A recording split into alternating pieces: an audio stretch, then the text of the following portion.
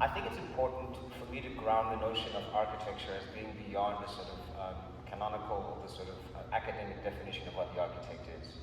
I think the architect approximates an artist in that they provide commentary about social conditions of their time and place, and it goes beyond the mere execution of structure, tectonics, and construction, but really begins to walk into the realm of a critique of that individual's understanding of the universe and how architecture can assist other people to see themselves differently. In 1994, that was the year that South Africa found its freedom. So I was part of a very particular cohort that was interested in saying, what does it mean to be South African? What does it mean to be cosmopolitan and African with all the baggage of the past? As Africans, we are both Afropolitan, we participate in dialogues that are beyond the continent. We watch film, we think of art, and there's this broader identification question. And then there's an immediate locality in which that gets executed. And whenever I design, I'm always making sure, to what extent am I touching these sort of external imaginaries?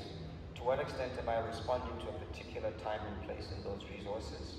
And to what extent can architecture be meaningful, engage with the current resources, challenge imagination? What I considered the practice of architecture, or what an architect, the role that they played in society, and generally my very early understanding was that it came with a responsibility to contribute towards the urban fabric, conscious of culture, conscious of context, conscious of ecology, and that has stayed relatively the same. Now, my academic journey started in the traditional routes during the first degree, the part one.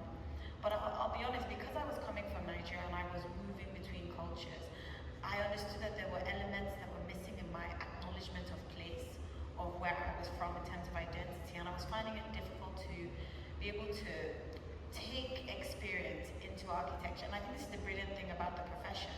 It doesn't come from a vacuum. We are a product of our past, we're a product of our experiences, and you can't design if you don't acknowledge where you're from, or who you are, or how your environment influences you, and how you could possibly create space. I think it's so important to have that idea of acknowledgement of self and how that actually influences your work as a designer. I think what's really great about us sitting in the British Pavilion is there's so much consciousness of identity, and the work that's actually been produced here, from the curators to the artists. But you know, that grounding, it helps you to propel yourself forward and to really go beyond your expectations.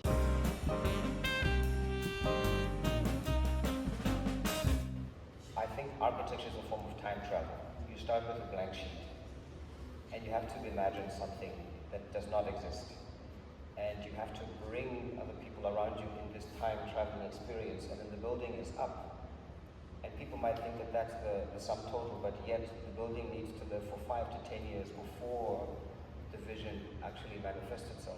It's multifaceted. It covers all aspects: technical, the experiential, the social impact, the environmental. It's a representation of life. It should be a representation of life. Yeah. All architecture should be a reflection of life. Architecture is fundamentally, as I said before, sort of engagement in public discourse.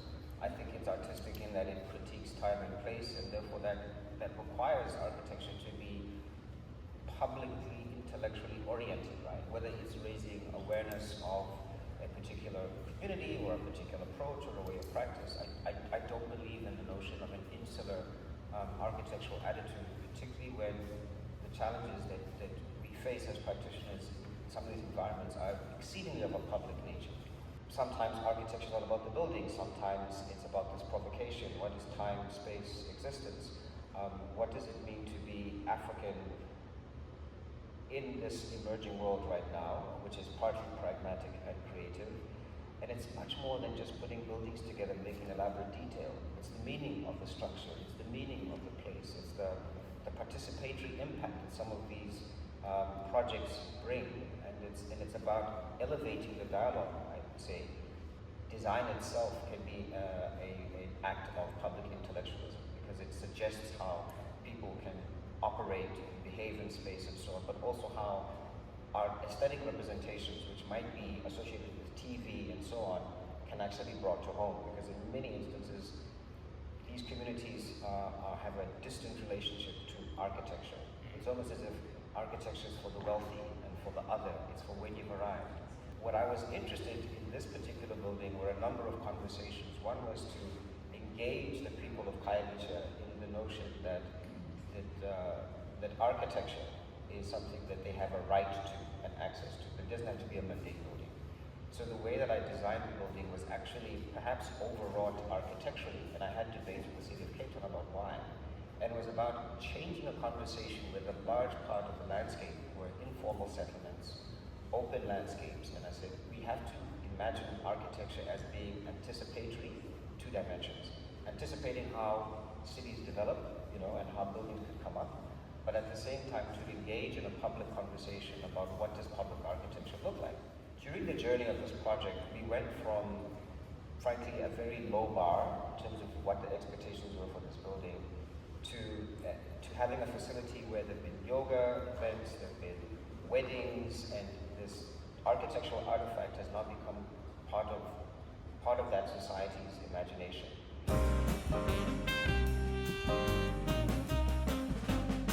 I think in my case, identity has played such an important role, especially within this idea of the post-colonial states, particularly for locations that were very heavily colonized and where our architecture came from this idea of colonial governance or the architecture of the place that was governing. And a lot of my journey has been about looking for what is an African building, how to be able to amplify existing cultures to a modernist context, because from all my research and studies, I realized that what I was looking for as a physical entity did not exist. Yeah. It's been lost. A lot of these technologies were not developed at the same pace as industrialization, which has actually changed the way we live.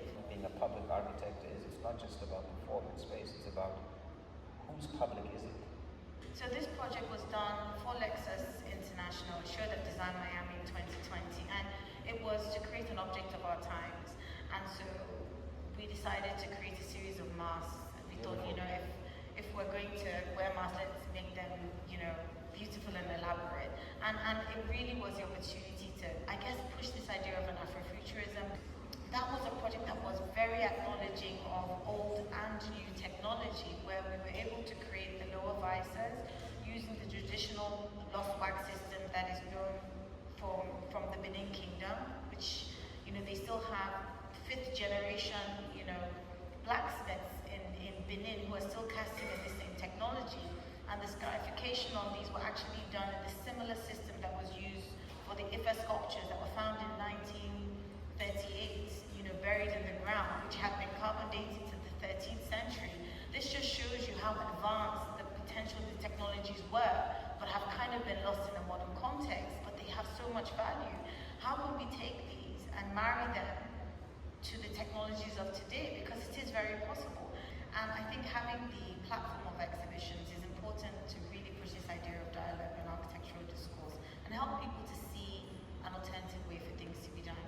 So the triennial in charge is called The Beauty of Impermanence and Architectural Adaptability, and it's predominantly going to be looking at the under-celebrated innovations that tend to exist in the global south, to do with architecture, to do with design, and to do with urbanism, and hopefully to look at practitioners whose work resonates with the theme in relation to architecture that works with climate. So celebrating, I guess, the passive systems. I guess we can probably look at the period of the 1950s and 60s, particularly tropical modernism, but also traditional architectures that are very conscious of materiality, making sure buildings were cool during the day and warm at night, orientation to, wind directions to sun, but also looking at people in a very modern context who are working with waste, which is a very big problem that we all face today.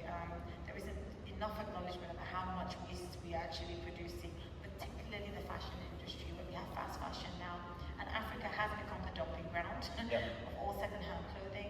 What people are doing with these materials, what innovations they're creating. One man's waste is another man's raw material. A lot of the global south has developed without the same resource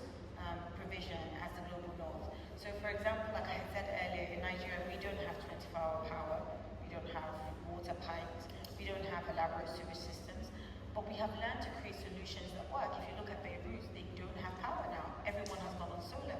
And I think there's some lessons that can be learned from how the global south has adapted with limited resources, that the global north can take some